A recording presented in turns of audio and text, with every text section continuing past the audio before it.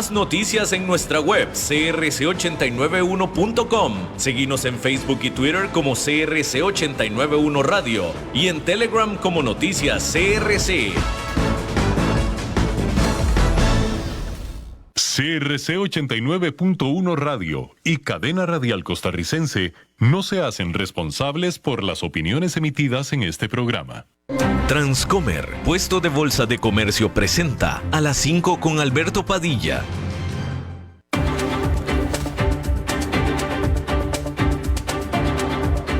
Inicia A las 5 con Alberto Padilla. Un programa diseñado con el objetivo de llevarte diariamente un tema de actualidad, acompañado siempre de reconocidos editorialistas. De lunes a viernes a las 5 de la tarde por CRC 89.1 Radio. A las 5 con Alberto Padilla. Hola, ¿qué tal? Saludos, bienvenidos a esta emisión de A las 5 con su servidor Alberto Padilla. Muchísimas gracias por estarnos acompañando. Gracias por estar ahí. Le mando cálidos saludos desde la señal y las instalaciones de CRC 89.1 Radio en San José, Costa Rica, desde donde estamos transmitiendo hasta el punto, en el tiempo, en el espacio en el que usted nos está escuchando, porque estamos saliendo en diferentes vías simultáneamente, por ejemplo en Facebook Live, en la página de este programa, A las 5 con Alberto Padilla. Estamos disponibles en el canal de YouTube de este programa. Estamos en podcast en las principales más importantes plataformas para ello, como Spotify, Apple Podcast, Google Podcast y otras 5 importantes más. Aquí en Costa Rica, este programa que sale en vivo en este momento a las 5 de la tarde, se repite todos los días a las 10 de la noche aquí en CRC 89.1 Radio. En esta ocasión me acompaña al otro lado de los cristales, tratando de controlar los incontrolables, el señor David Guerrero, y la producción general de este programa siempre poderosa desde Colombia, a cargo del señor Mauricio Sandoval. Voy a comenzar con este dato que me encontré hoy en una publicación que había hecho yo en el 2014. Fíjese, este es un dato comparativo entre el 2014 y el 2023. Resulta que me encontré un pantallazo que había yo hecho sobre una reserva de avión para un vuelo determinado en una fecha determinada, ¿sí? Y hice la comparación sobre ahora en el 2023 cuánto cuesta el mismo vuelo, el mismo viaje en la misma fecha solamente en este año, ¿sí? Entonces, en el 2014 tenía yo un pasaje comprado o reservado para volar de Atlanta a Monterrey, México. Atlanta era la ciudad donde yo residía en ese momento, Monterrey, mi ciudad natal. Y yo iba a volar el 22 de diciembre y regresar el 4 de enero, con lo cual estaba yo planeando pasar las Navidades en mi tierra, ¿sí?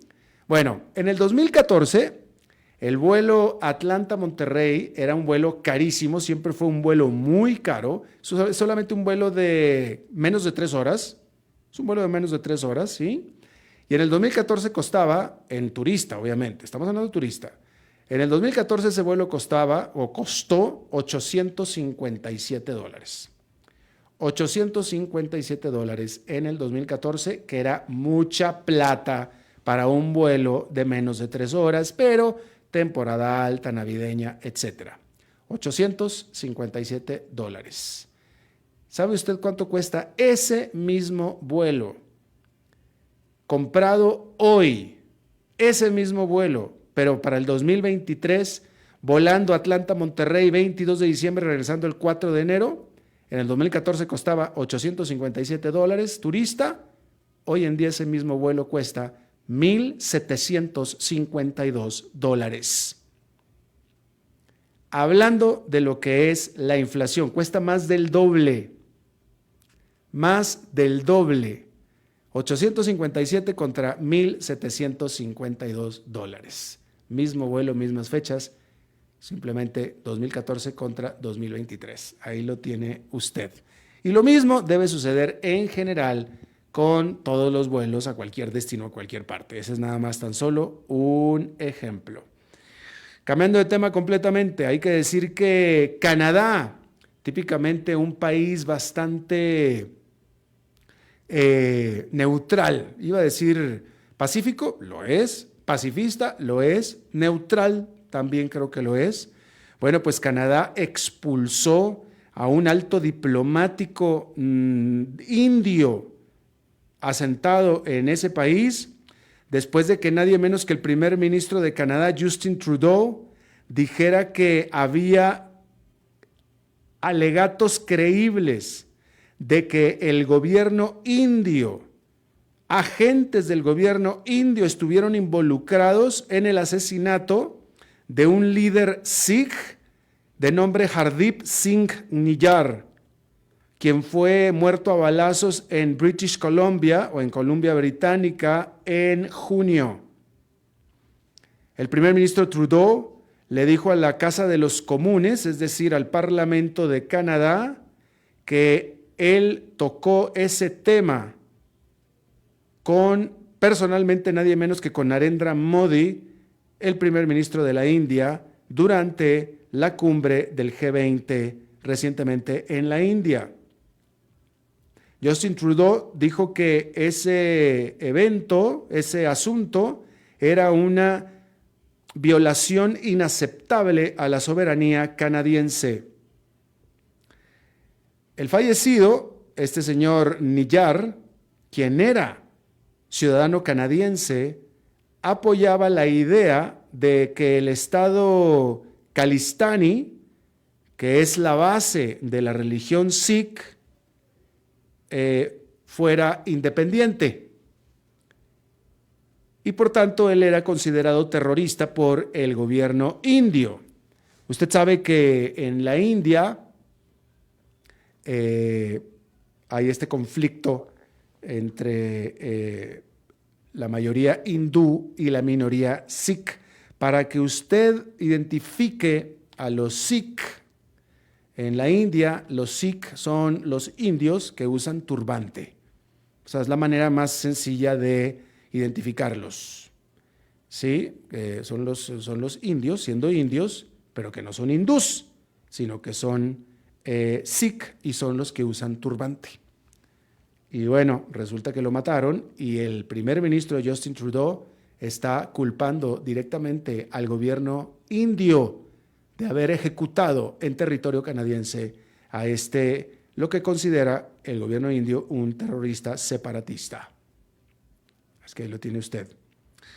Hay que decir que Ucrania removió de sus puestos a adicionales 6 viceministros de defensa en medio de los esfuerzos que está haciendo este país por reconformar a todo su ministerio de defensa, el cual ha estado plagado de acusaciones de corrupción. Mientras tanto, un vocero ucraniano dijo que las Fuerzas Armadas del país han recapturado 2 poblados al sur de Bakhmut, el cual está ocupado por Rusia. La contraofensiva ucraniana ha hecho progreso, porque lo ha hecho, pero este ha sido identificado siempre como muy lento. Sin embargo, el presidente Volodymyr Zelensky, el presidente ucraniano, dijo que sus tropas estaban logrando ganancias paso a paso. Por cierto que Ucrania registró una queja ante la Organización Mundial de Comercio en contra de 3 de sus países vecinos sobre la prohibición que hicieron estos a las importaciones de productos agrícolas ucranianos. Hungría, Polonia y Eslovaquia impusieron sus propios embargos después del propio embargo que había realizado toda la Unión Europea, el cual después levantó, después de que, había impuesto el embargo después de que los agricultores europeos en general se quejaran de que las importaciones provenientes de Ucrania estaban generando un desplome en los precios de sus propios productos. Pero la Unión Europea levantó esta prohibición el viernes, con lo cual entonces, por su parte, Hungría, Polonia y Eslovaquia impusieron sus propias prohibiciones a estas importaciones. Hay que decir que varios otros países, incluyendo Alemania y Francia, criticaron estos embargos unilaterales. Era una situación difícil, puesto que, la implicación de todo esto es que el permitir el flujo de estos productos agrícolas ucranianos, pues es una ayuda directa a Ucrania, que está en graves problemas por las razones que usted ya conoce. Y pues bueno, resulta que Ucrania pues, es muy eficiente productor de productos agrícolas, mucho más eficiente que cualquiera de sus vecinos, y el dejar fluir los productos agrícolas ucranianos, pues efectivamente afecta a los precios de los productores domésticos de estos países, y de ahí viene el embargo. Pero pues aquí hay dos componentes. Uno, el daño que se le hace al propio país de Ucrania, que tanto necesita de la ayuda recibida por que le acepten sus productos agrícolas, definitivo. Y otro, que es en estas discusiones, es de quien menos se acuerdan. En este tipo de discusiones, es de quien menos se acuerdan. Se acuerdan mucho y protegen mucho al productor agrícola doméstico. La propia Unión Europea lo hizo, apenas el viernes levantó el embargo en general, porque estaba protegiendo a sus productores. ¿Sí? Pero ¿sabe de quién no se acuerdan? Que son los principales beneficiados con la caída de los precios. Pues el consumidor. El consumidor. O sea, pues punto. El consumidor. Pero de ese nadie se acuerda. Y el consumidor, o sea, por cada productor agrícola hay, ¿qué le gusta a usted? Yo no sé, habrá que 20, 25 consumidores, 30, 35, 40 por cada productor. O sea, son muchísimo más los beneficiados que los dañados. Pero de nuevo, en este tipo de discusiones nunca se acuerdan del consumidor. Y pues que ese es el espíritu del libre comercio. Que el consumidor de cualquier parte del mundo tenga los mejores productos disponibles de cualquier parte del mundo al mejor precio, en bien de la gran mayoría que son los consumidores. Y entonces, en estas acciones de estar estos gobiernos protegiendo a sus productores, pues están jodiendo al consumidor. Pues digo, esa es la verdad, lo están jodiendo, pero del consumidor nadie se acuerda. Que es lo mismo que he discutido yo con el asunto de Uber y de estas plataformas de viajes compartidos, Uber y todas ellas, etcétera, que están protegiendo a los taxis y etcétera, pobrecitos taxis, ay, pobrecitos, todo lo que usted quiera, sí. ¿Y el consumidor qué? ¿El consumidor qué? En los lugares donde se prohíbe Uber están jodiendo al consumidor, y por cada taxi que están protegiendo hay, no sé, de nuevo, varias decenas de veces más consumidores beneficiados, pero del consumidor nadie se acuerda. Y bueno, eso es lo que está pasando en la Unión Europea y en los países vecinos de Ucrania. Decir que Irán liberó a 5 estadounidenses en un intercambio de prisioneros que fue mediado por Qatar. A cambio de la liberación de estos prisioneros, los cuales todos son iraníes, pero también con ciudadanía estadounidense, la administración Biden acordó el descongelamiento, la liberación de $6,000 millones de ingresos petroleros que tenía congelados Estados Unidos en Corea del Sur desde que se implementaron las sanciones en el 2018. Adicionalmente, Estados Unidos también va a liberar a 5 iraníes, 2 de los cuales se esperaba que iban a regresar a Irán. Hay que decir que tanto Estados Unidos como Irán recientemente han estado realizando esfuerzos para calmar las tensiones entre ambos países, particularmente respecto a el programa nuclear de Irán. Hay que decir que ya había un acuerdo entre Estados Unidos y Irán que había hecho el presidente Barack Obama y que deshizo el presidente Donald Trump, el presidente Donald Trump. Hablando equivocadamente de Joe Biden, hay que decir que Hunter Biden, el hijo del presidente Joe Biden, entabló una demanda en contra del Servicio Interno de Impuestos de los Estados Unidos, que es la agencia colectora de impuestos, alegando que el IRS, violó la privacidad de Hunter Biden. La demanda alega que el IRS, sus empleados o agentes, se dirigieron y atacaron a Hunter mediante la filtración de sus declaraciones impositivas a los medios de comunicación. Declaraciones que son confidenciales para todo el mundo. La confidencialidad de tu declaración de impuestos es garantizada, debería de ser garantizada. La semana pasada, fiscales federales levantaron cargos a Hunter Biden por haber mentido acerca del uso de drogas que hacía a la hora de hacer la solicitud para la compra de un arma. Y también se espera que reciba acusaciones por evasión de impuestos.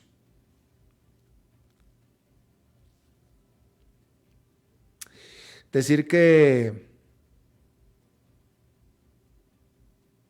una base aérea de la Fuerza Aérea de Estados Unidos en el estado de Carolina del Sur se pidió ayuda al público en general para que colaborara el público en encontrar un jet de guerra. Y es que los oficiales dijeron que habían perdido de sus radares a este avión F-35, este jet de guerra de quinta generación, después de que lo que ellos dijeron un error causó que su piloto saliera disparado, se autodisparara afuera del avión este domingo por la tarde. Cada avioncito de estos F-35, de aviones caza de última generación, y son conocidos por sus capacidades de no ser detectados por el radar, son esos aviones que usted ve así con ángulos muy pronunciados, tiene un costo aproximado de $80 millones. Y entonces el piloto se salió del avión y cayó sin problemas en su paracaídas, pero el avión, pues no se supo dónde quedó. Pero estaba bueno el avión no tenía problemas. El piloto, ese fue el error que cometió, por alguna razón se eyectó del avión y dejó el avión solo y literalmente el avión se fue volando. Es más, no saben qué fue lo que pasó. Vaya, se fue volando hasta que eventualmente se estrelló. ¿Y qué cree? Pues que el avión es especialista en esconderse de los radares, por eso nunca lo pudieron seguir por radares. Fue víctima de su propio éxito el avión, entonces no lo pueden encontrar. Pues para eso lo hicieron el avión, para que no lo encontraran. Bueno, pues ahí está, funciona de maravilla, no lo pueden encontrar. Entonces están buscando ayuda del público, porque no saben qué pasó con el avión. El avión se peló, literalmente. El piloto se fue, se salió por equivocación, y el avión, chao, que te vaya bien. Y entonces, pues no lo encuentran. Entonces, lo más seguro, no lo encuentran porque no lo pudieron seguir en el radar. Quiero pensar yo, no conozco los detalles, pero quiero pensar que se fue sobre el mar. Carolina del Sur es un estado costero, y eventualmente tuvo que haber caído en el mar, porque pues, si no lo están encontrando, pues es que sí quiere decir que cayó en el mar. Digo yo, porque pues si no, ¿qué? Si hubiera sido sobre la tierra, pues se estrella y alguien lo tuvo que haber visto, ¿no? Pues la cosa es que no lo encuentran. Y de nuevo, no lo encuentran porque resulta que era un avión diseñado para que no lo encuentren. cumpliendo con su misión, que no lo encuentren, y no lo están encontrando. Bueno, pues ahí está. El piloto está bien, de todos modos, eso es bueno. Bueno, pues ahí lo tiene usted. Hay que decir que, fíjese esta nota que me parece interesante. En Canadá, Estados Unidos, México, Reino Unido, Alemania, Francia y España, o sea, un país anglosajón norteamericano, bueno, dos países anglosajones norteamericanos que son Canadá y Estados Unidos. El resto son países de Europa, Reino Unido, Alemania, Francia y España. Y metieron ahí, no sé por qué México, pero pues qué bueno que metieron México. Ok. Estos 7 países, para ellos, Costa Rica aparece como uno de los 20 destinos más atractivos para los turistas de estos mercados. Según se desprende de un estudio hecho por la firma española Too Much Research en el 2022, para el cual se entrevistaron 5,612 personas en estos 7 mercados. Para este estudio de percepción se preguntó a las personas cuáles son los 2 países o destinos que más le atraen para visitar en vacaciones, ya sea repitiendo o como primera vez. Hay que decir que las preguntas se hicieron únicamente a personas con poder adquisitivo y que, de hecho, realizan recurrentemente vacaciones a destinos internacionales. Y para ellos, uno de los países que recurrentemente mencionaron fue Costa Rica. No menciona cuáles fueron los otros 20 destinos, no mencionan. Pero quiero imaginármelos, ¿sí? Pero yo le puedo asegurar, casi le puedo asegurar, ¿verdad?, que los otros 19 destinos todos son países con muchísimo más tamaño y población que Costa Rica. O sea, lo que quiero tratar de decirle es que este paísito de Costa Rica nada más son 5 millones de habitantes, ¿eh? Todo el país de Costa Rica tiene 5 millones de habitantes, de los cuales se dice que como 1 millón son extranjeros o nacidos en otro país. Pero no importa, la cosa es que residen en Costa Rica. 5 millones. Fíjese, ¿cuántos millones de habitantes tiene la ciudad donde usted me escucha en este momento? Cualquier ciudad mediana latinoamericana, Guadalajara, Monterrey, Bogotá, ni se diga, Lima, Quito, Buenos Aires, cualquiera, tiene mucho más habitantes que todo Costa Rica. Costa Rica solamente son 5 millones. Y tiene un reconocimiento de marca impresionante. Lo que ha logrado este paisito en presencia y en nombre turístico internacional es francamente impresionante. Literalmente impresionante. Y de nuevo, en esta encuesta dice que Costa Rica es uno de los 20. Yo no quiero saber cuáles son los otros 19, me los imagino. Pero yo quiero pensar que casi todos esos 19 son muchísimo más grandes países que lo que es Costa Rica. Pero sin embargo, mira el reconocimiento de marca que tiene este país. Bien hecho, definitivamente muy bien hecho. Rápidamente déjeme, le comento que poco se habla ya de los Clinton, de Hillary Clinton todavía se habla un poco, pero de Bill Clinton hace mucho tiempo que nadie habla de él.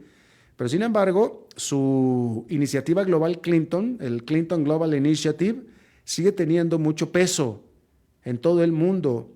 Y esta reunión comenzó en Nueva York este lunes y estarán y estuvieron de asistentes toda una pléyade de grandes nombres internacionales. Filántropos como el presidente del Banco Mundial, Ajay Banga, ¿sí?, el actor Michael J. Fox y el mismísimo Papa Francisco va a estar en esta iniciativa global Clinton de este lunes, o estuvo. Todos ellos se reúnen para hablar acerca de asuntos globales, como por ejemplo, por supuesto, el cambio climático y el acceso igualitario a la salud. El tema de esta ocasión es Keep going. Mantengamos el paso. Keep going. Y bueno, la iniciativa Global Clinton fue lanzada en el 2005 y hay que decir que no se realizó durante la carrera presidencial de Hillary Clinton en medio de los cuestionamientos acerca de los donantes y los conflictos de interés. Sin embargo, el marido de Hillary Clinton, Bill, revivió este asunto el año pasado, afirmando que su propósito de la iniciativa Global Clinton en este momento es más urgente que nunca. Este año se trata de resolver la adaptación a los aumentos de temperatura en las ciudades, estos calores extremos que no solamente están afectando a Estados Unidos, sino también a Europa, la violencia generada por género, ¿sí? Y la migración forzada. Los Clinton se esperaba que pidieran a los participantes que concentraran sus discusiones hacia hechos, hacia compromisos. Y normalmente para ello piden donaciones, piden dinero, que pongan su dinero donde ponen sus palabras. Ellos aseguran que compromisos hechos en iniciativas pasadas, iniciativas globales Clinton, han ayudado ya de manera efectiva a 435 millones de personas. Y bueno, pues ahí lo tiene usted. A ver, aquí tenía yo algo para usted. Escuche esta otra nota también. Más del 10% en este momento, más del 10% de la población de Japón tiene ahora mínimo 80 años de edad, es decir, 80 para arriba, más del 10%. Esto lo informó el gobierno de Japón este lunes. En este proceso que se refiere a el rápido color gris de Japón, ¿no? De acuerdo a los datos que se liberaron por parte del Ministerio del Interior de Japón, la proporción de señores de la tercera edad que se definen como de 65 años para arriba también llegó al récord de 29% de la población. El 29% de la población de Japón tiene de 65 para arriba. ¿Sí? Y por supuesto que este es un gran problema para cualquier país. Mire, es muy fácil. Si una persona que cumple 65, bueno, no importa, una persona que ya comienza a ser de edad ya que se le llama viejo y ya deja de trabajar, si tiene los ahorros necesarios para vivir su vida el resto de sus días hasta que se muera, pues no es problema. No es problema, porque si él tiene dinero, sus fondos propios para procurarse su cuidado, si es que lo necesita, cualquier tipo de cuidado, etcétera, y si entra en problemas de salud, financiar los pagos de problemas de salud, con seguros, lo que él tenga y todo, no hay tanto problema. El problema es que la gran mayoría de la gente no tiene resuelto financieramente sus años de no trabajo. Yo ya le he dicho aquí varias veces, mi padre, que nació en 1928, cuando nacía un varón en México, la expectativa de vida era de 32 años. Bueno, a mi papá nadie se lo dijo, él vivió hasta los 87, pero precisamente mi padre, pensando que pronto iba ya a terminar su vida por viejo, él se jubiló, dejó de trabajar a los 60. A los 60. Obligado hubiera tenido que jubilarse a los 65. Él se jubiló 5 años antes, a los 60. Y mi papá pensó que él iba a durar a los 72, 74, 75 años, no mucho más. Eso es lo que él pensaba. Por eso se jubiló. ¿Sí? Vivió hasta los 87. Entonces, el punto, y en perfecta salud, el punto que estoy haciendo es que nosotros, todos los habitantes, estamos viviendo mucho más. Y nos seguimos retirando prácticamente a la misma edad, a los 65 años. A los 65 años. Es raro encontrar gente mayor de esa edad que esté trabajando. Y la pregunta es, ¿de qué va a vivir esa persona como mi padre, que vivió sin generar ingresos casi 30 años de su vida? ¿Usted cuánto tiempo puede durar sin trabajo en este momento? Bueno, porque en algún momento va a dejar de trabajar, ¿eh? Y la pregunta es, ¿quién lo va a cuidar? Y la respuesta es típicamente el gobierno, porque pues usted no va a tener dinero. Estoy hablando en general, porque es que ese es el problema, que la gente termina de trabajar y no tiene los recursos para seguir viviendo. Y entonces el Estado tiene que ayudarlos. Y ok, qué bien, qué bonito que el Estado los ayude. Nada más que para que el Estado los ayude, necesita gente menor de 65 que esté trabajando, que aporte en la forma de pensiones o en la forma de impuestos, etcétera, ¿sí?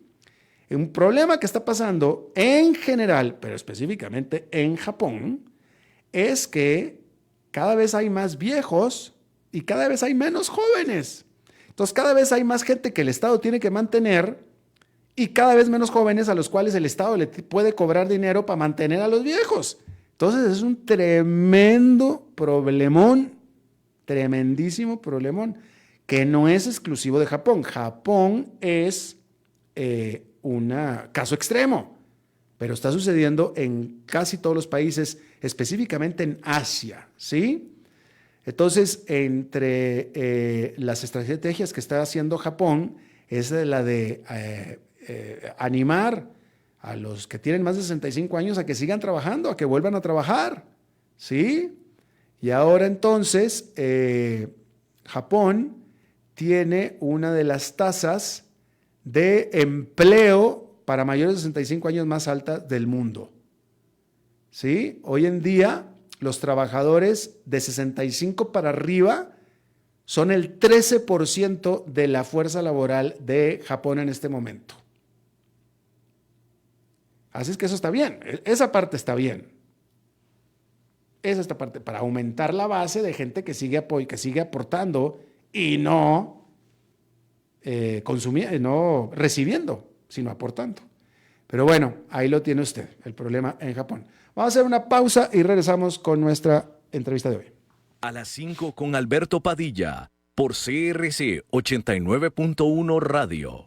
Ok, ya te has reído con nosotros, has aprendido con nosotros y nos hemos conocido más. Pero es hora de ponernos serios. El mejor momento para invertir fue hace 10 años y el segundo mejor momento para hacerlo es hoy. Entra a transcomer.com, convertite en un inversionista y transforma tu destino. Transcomer, puesto de bolsa de comercio. Construyamos juntos su futuro. Somos expertos en eso. Acueductos y Alcantarillados trabaja para ofrecerle más y mejores servicios. Con una inversión de más de $1,000 millones, la Ruta del Agua está agilizando la construcción de acueductos a nivel nacional para llevar agua potable a más de 1.300.000 personas. Y por medio de la ruta de saneamiento, se está impulsando la construcción de alcantarillados sanitarios que beneficiarán a más de 1.200.000 personas. AIA, haciendo que fluya el desarrollo.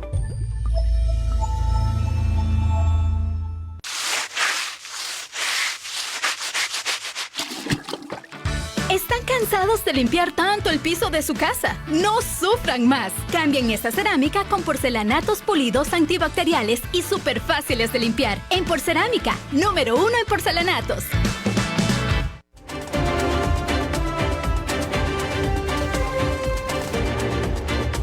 Seguimos escuchando a las 5 con Alberto Padilla. Muchísimas gracias por continuar con nosotros.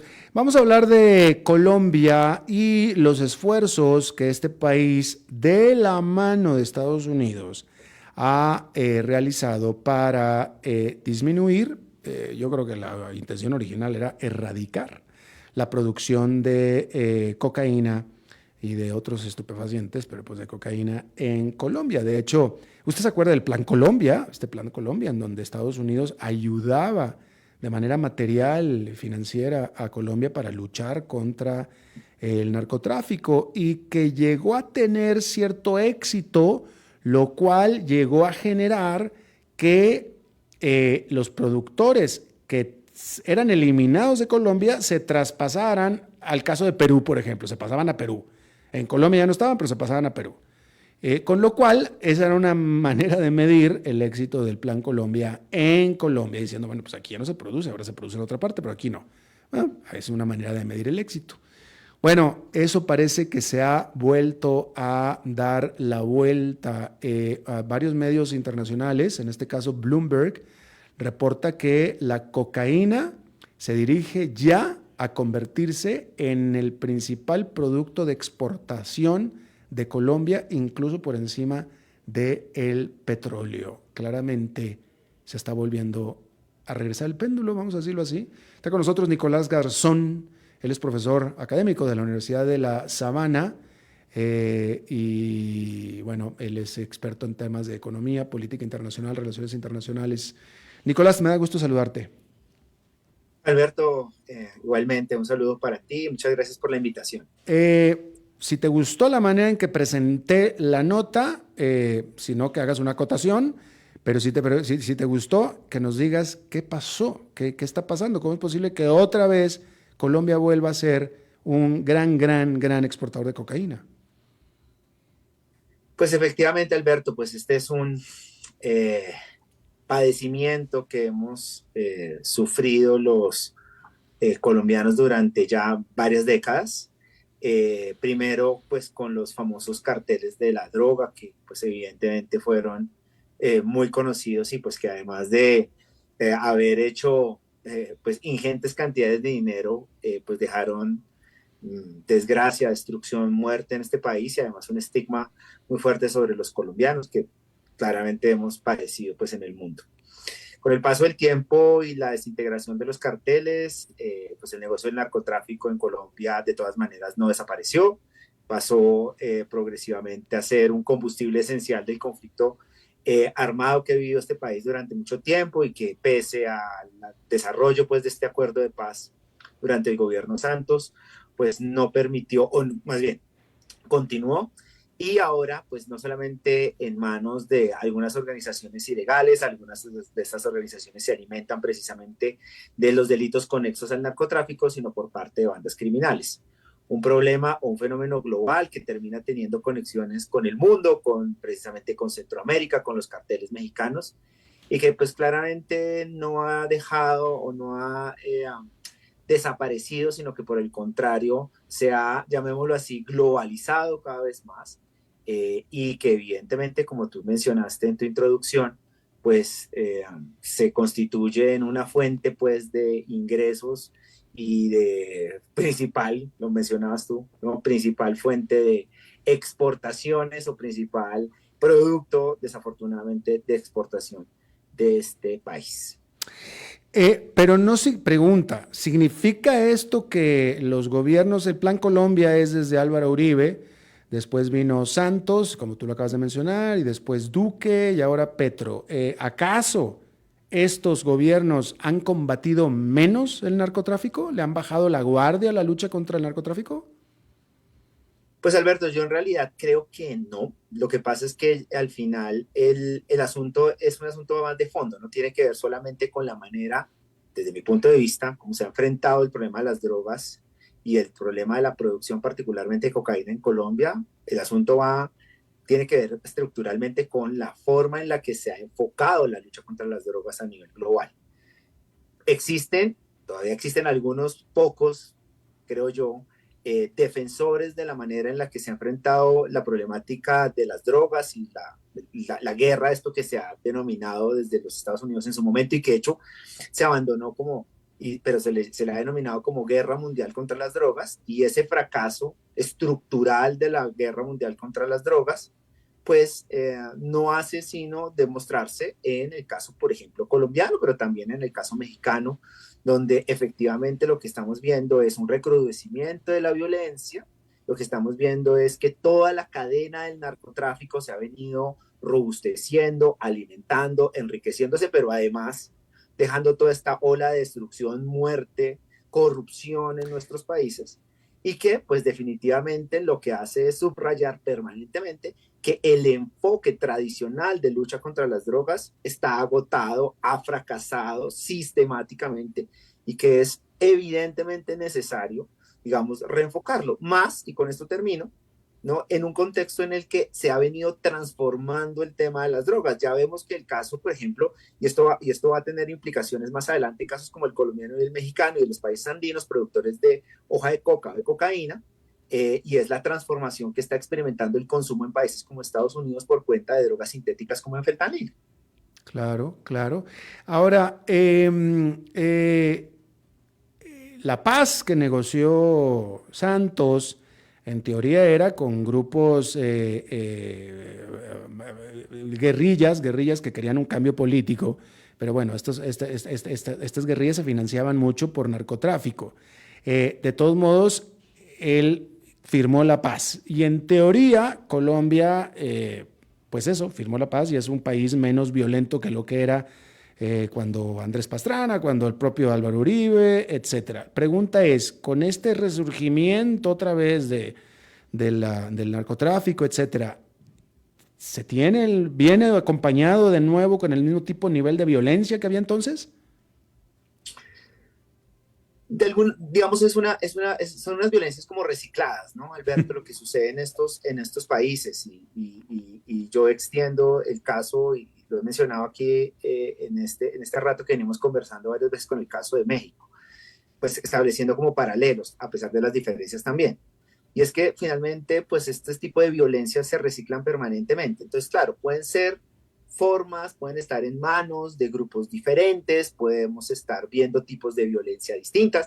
Colombia, por ejemplo, experimentó durante los años 80, durante los años 90 especialmente, esta ola de narcoterrorismo, ¿no?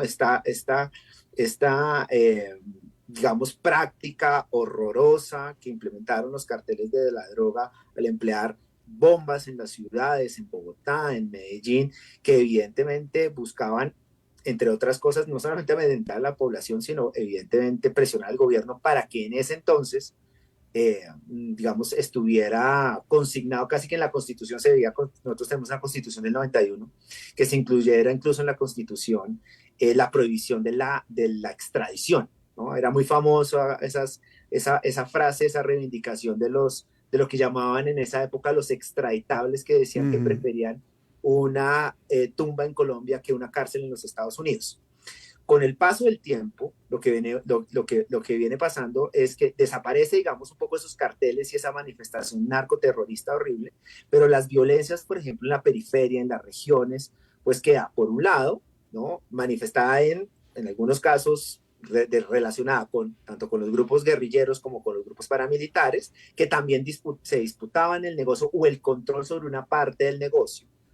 Y posteriormente, con la llegada al acuerdo de paz, que incluyó un capítulo sobre el tema de las drogas, pues viene, digamos, estas violencias nuevamente recicladas, pero ya de la mano de unas bandas criminales que en general pues tienen un propósito fundamental, o su fuente de recursos fundamental pues es precisamente el tema del narcotráfico, el lavado de activos, el control sobre las rutas, y al mismo tiempo pues mezclado por por otro tipo de actividades ilícitas, porque está la minería ilegal, está la extorsión, toda una serie de prácticas y de actividades ilegales que generan al final de cuentas rentas, ¿no? Ingresos que terminan disputándose pues todos estos grupos armados. Claro, y ese es todo el asunto de fondo.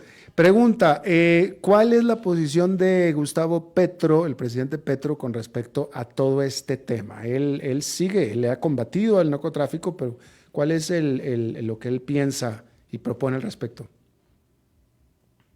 Pues de alguna manera yo lo interpretaría en dos vías, lo que ha venido haciendo Gustavo Petro o el gobierno Petro en este año largo de gobierno en materia de drogas.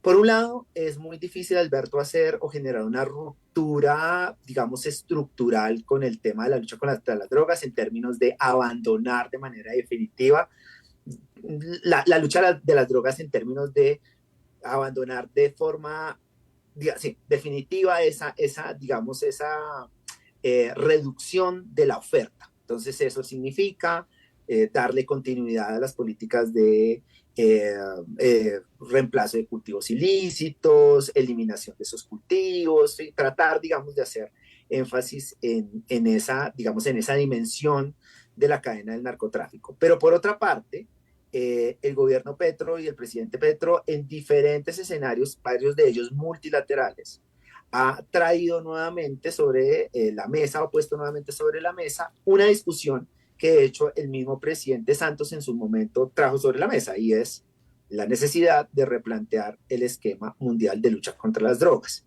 En el primer caso, la continuación del tema o la estrategia de continuación de reducción de la oferta, tratar de hacer esfuerzos, por ejemplo, en interdicción, tratar de evitar que las drogas pues lleguen finalmente a Centroamérica, a México y finalmente a los Estados Unidos o Europa. Pues en ese esfuerzo se continúa haciendo, entre otras cosas, porque existe una relación, digamos, hasta el momento relativamente funcional, cordial, hasta donde se puede, con los Estados Unidos, digamos, y esa, digamos, una ruptura estructural de esa estrategia podría ser mal interpretada en Estados Unidos, y eso podría generar, digamos, afectaciones a una relación bilateral que históricamente es fuerte. Colombia es, sin lugar a dudas, el aliado más fiel que ha tenido Estados Unidos en la región. Pero, por otra parte, eso no ha sido un obstáculo para que haga lo segundo que anuncié, y es tratar de replantear el tema de la lucha contra las drogas. Y en ese esfuerzo creo que hay que aunar también, de nuevo, esfuerzos por parte de muchos países, porque en realidad el problema de las drogas no tiene que ver solamente con Colombia y con México, sino con un montón de países, no solamente de la región, sino que finalmente del mundo, que hemos visto los estragos brutales que ha generado esta estrategia fracasada. Y creo que en ese sentido el gobierno Petro pues ha planteado la necesidad. Ahora, ¿cuál ha sido la profundidad de esa propuesta? ¿Cuál ha sido el eco que esa propuesta ha tenido en otros escenarios? Pues es limitado, porque esto es un trabajo difícil de hacer. Cambiar paradigmas bien establecidos como el paradigma de la lucha contra las drogas no es sencillo, pero alguien tiene que dar la pelea, y creo que en ese sentido pues ese liderazgo es natural, casi que en manos de Colombia. Claro. Nicolás Garzón, académico de la Universidad de La Sabana, experto en temas de política internacional, economía, etcétera. Te agradezco muchísimo hayas charlado de nuevo con nosotros esta tarde.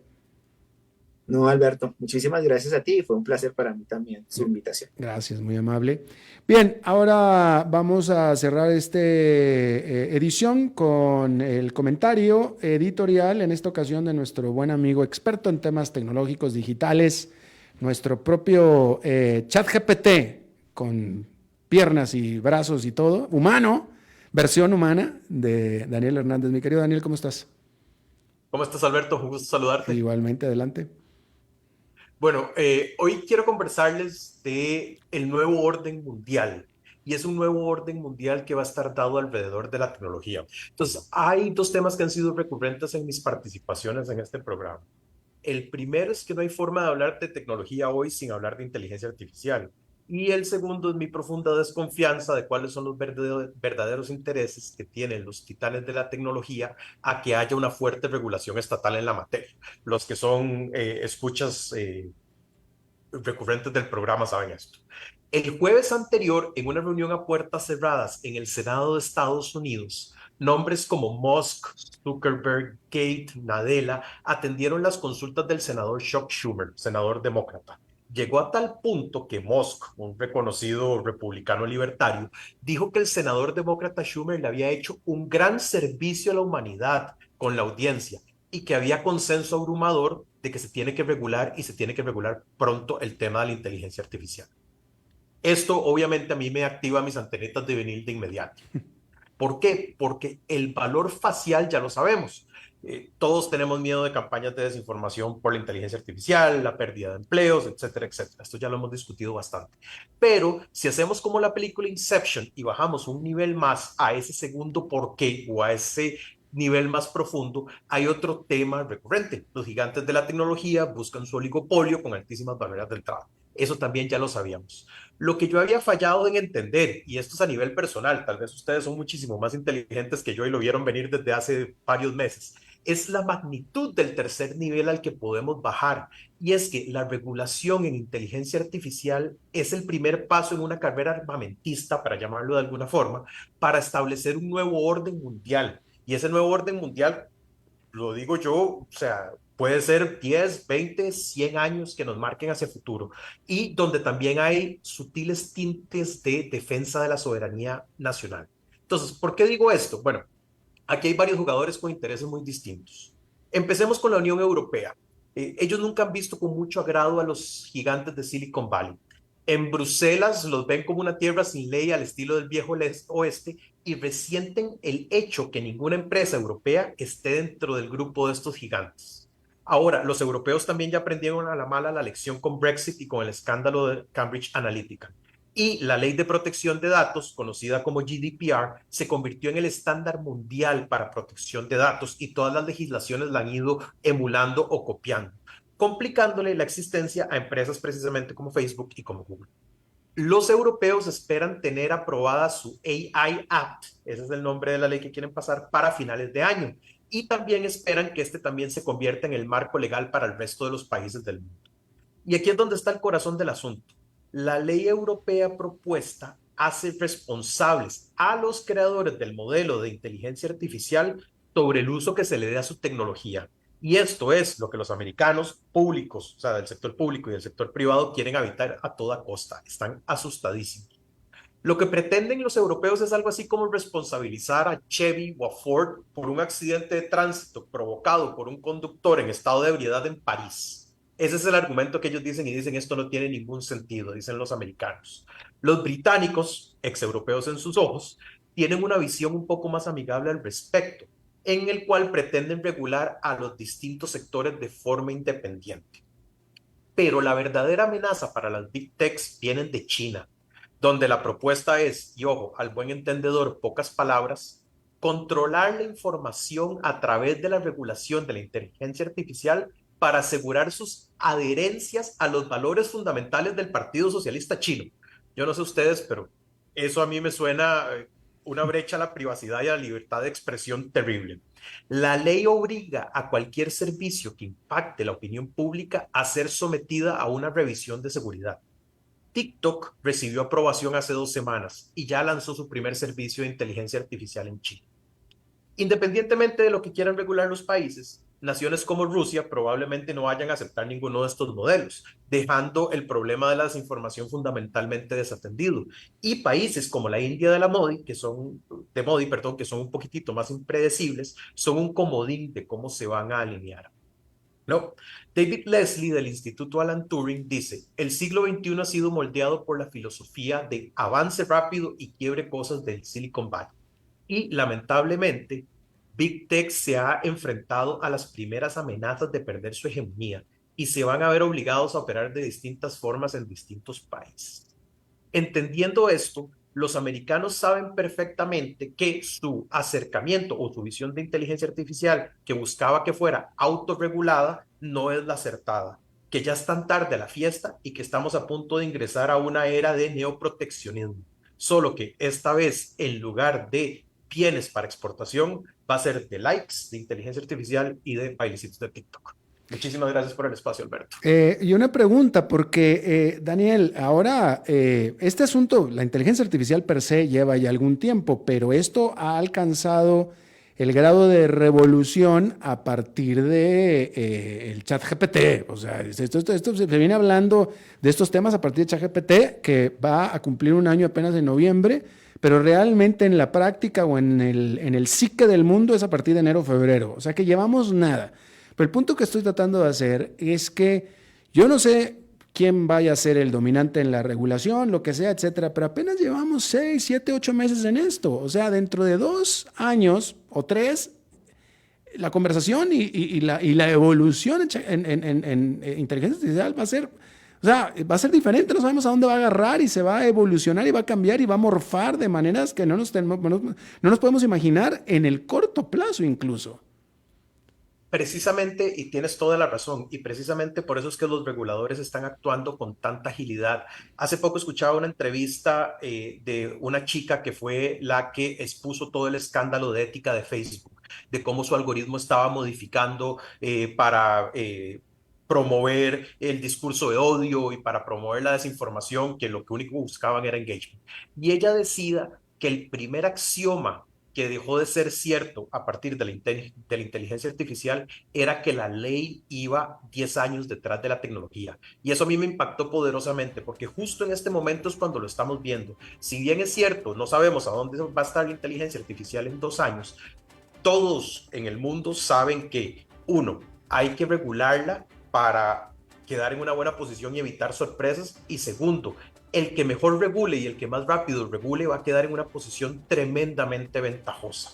Entonces, eso es lo que están tratando de evitar. Sorpresas inimaginables, para llamarlo de alguna forma. Claro. Daniel Hernández, muchísimas gracias, como siempre. Un gusto. Hasta la próxima. Y eso es todo lo que tenemos por esta emisión de A las 5 con su servidor Alberto Padilla. Muchísimas gracias por habernos acompañado. Espero que termine su día en buena nota, en buen tono. Y nosotros nos reencontramos en la próxima. Que la pase muy bien. A las 5 con Alberto Padilla fue traído a ustedes por